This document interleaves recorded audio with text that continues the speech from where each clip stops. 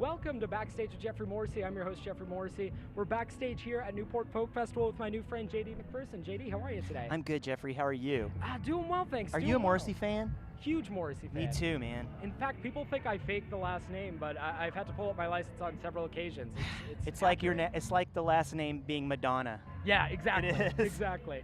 What's your favorite either Smith's Cut or Morrissey track? Well, my favorite Smith song is Shakespeare's Sister. Okay. My favorite Morrissey song is probably, well, it's either Boxers or maybe You're Gonna Need Someone on Your Side. Okay. And I think You're Gonna Need Someone on Your Side is my favorite because he refuses to play that song live.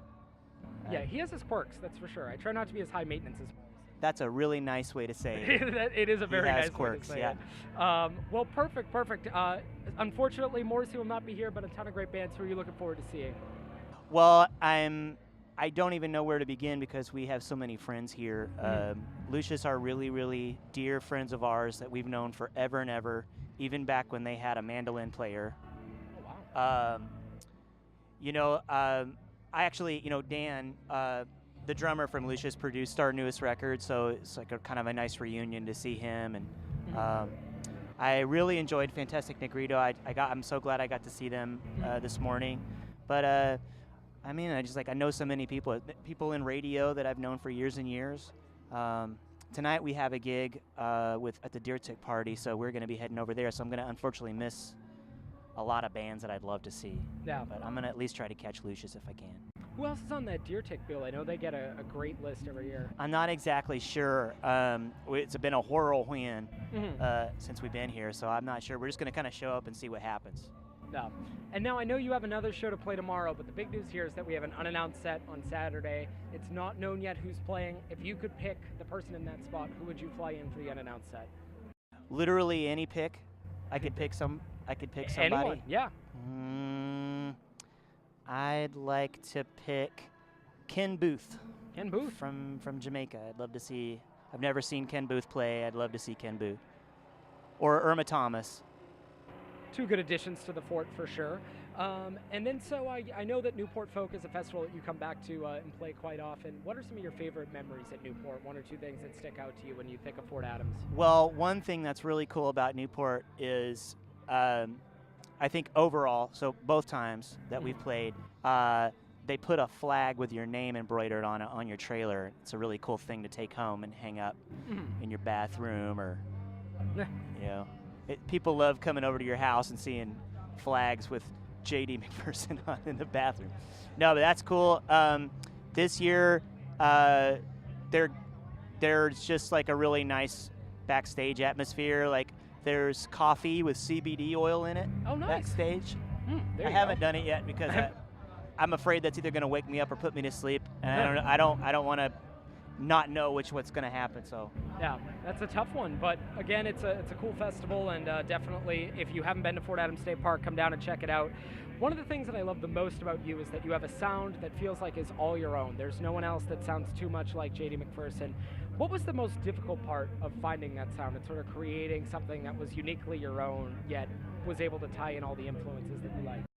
Well, funny you should say, because I just steal all the time. I steal from the greatest records ever made, and thankfully, it comes through everybody's filter and comes out sounding like our band. But I just grew up completely and utterly alone in southeast Oklahoma with nothing but time and 163 acres of registered Branger's cattle ranch around me, and nothing to do but listen to music and nothing to do but read about music, and I was just completely obsessed with anything I could get my hands on, from Slayer to Madonna, and I'm really fixated on Madonna today. I'm sorry. I guess, yeah. But yeah, I love music so much. I'm obsessed up with it, and I absolutely love everything, and so I think, you are what you listen to. So my favorite thing, obviously, is the earliest expression of rock and roll music. I love everything about rock and roll music. I think my favorite quote is from Lux Interior of the Cramps, and his quote was, "Rock and roll is so great, it's the greatest thing everyone should think it's the greatest thing that's happening. If they don't, they're turds. There you go. I tend to agree with that. Yeah. Now, you said you grew up all alone in Oklahoma. Are you an only child? Well, I have 3 older brothers and 1 older sister, but they were all grown up and moved away by the time I came along. It was a big surprise. Big surprise. There you go. Nice, nice. Well, the song that you open with today, Crying Is Just a Thing You Do, it's one that one of my favorite songs on your new album. Thanks, man. One of the things that struck me is when I sat down to read the lyrics to it, I never realized how intense they were almost. It was almost like the happiness of the song was kind of masked. Really intense lyrics. Is that something that you sort of enjoy doing? Slipping something in there that might be a little bit darker when the music is peppier? Or? Well, some of my favorite, we were just talking about the Smiths, Yeah. I always love music that's either got humor masked in sorrow or sorrow masked in humor. I mean, I just love writing things that, let's get ready to rock back and forth in the shower, crying. Let's get ready to rock. There Yeah, you go. that's a Stephen Colbert quote. But I just love music that might have like an uplifting feeling behind it, but there's something to think about in there. Crying's Just a Thing You Do is written about my childhood crush of Lilith on Frasier, or the Cheers, Frasier's Wow. Frasier's wife Lilith on that show. I always loved her so much because she was so dour and like a scientist, like a scientist brain. And I just love this idea of living with someone on purpose that has this really bleak, outlook. I just love it. I think that's the first time I've ever heard anyone say their childhood crush was a Lilith from Oh my Frasier God, and just Cheers. kills me. BB Newirth. BB Newirth. Well, there you go. And now we, what was I going to say? Now we have the inspiration for that song, which is always good. I was reading somewhere that you had mentioned that fear could be an impediment to the creative process. It can also help move it along too. Yeah. I discovered that on the new record because the material was coming out. It was like kind of falling out of me, and it was strange, and I'd never seen it before. It was like finding something in your house that you don't own, and it's like, where is this coming from? And so it made me afraid. Like people are used to us doing a certain thing, and who are these songs for? Why are they here? And then ultimately, you just kind of give yourself over to it and follow the rabbit down the hole, and you never know what'll happen. And then once the baby's born, everybody's happy, and everybody's ready to go play the songs. So it's fear is a detriment, and I actually don't recommend pursuing that type of creative endeavor, but it can help and it can also hurt, obviously. Yeah, of course, of course. I'm not taking a side. You're not taking a side. Yeah, exactly. Well, that was going to be my next question. The fear must be motivating to some extent.